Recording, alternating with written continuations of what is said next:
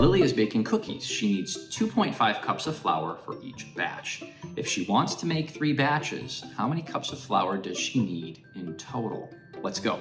All right, now first things first, it's got decimals involved in this problem. And sometimes when decimals get involved, I find that students get a little bit confused. One little trick you can use to help you figure out at least which direction to head in a problem is to get rid of the decimal number for a minute and just make it a whole number. Well, what I mean is this: instead of saying she needs 2.5 cups of flour for each batch, I got a decimal number. Let's just pretend she needs 7 cups of flour for a second.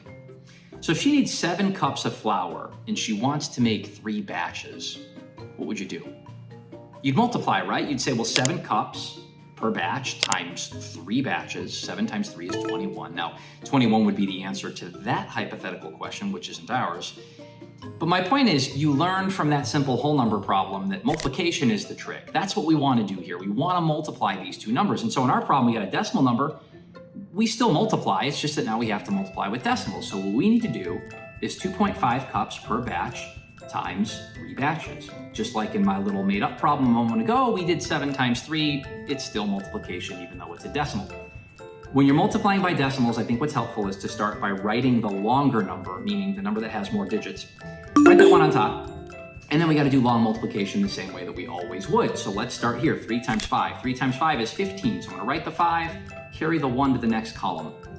3 times 2, that's 6. But now I have to add that 1, so that's 7. So 7. And you look like you have an answer of 75 right now, not so fast. Remember now, in a decimal multiplication problem, we have to count up all the instances of decimals in the problem, and however many digits there were after the decimal, that's how many our answer is going to have too, meaning we've got 1 decimal place, 5. There's 1 decimal place after a decimal in this entire problem. Our answer is therefore going to have 1 decimal place after its decimal too.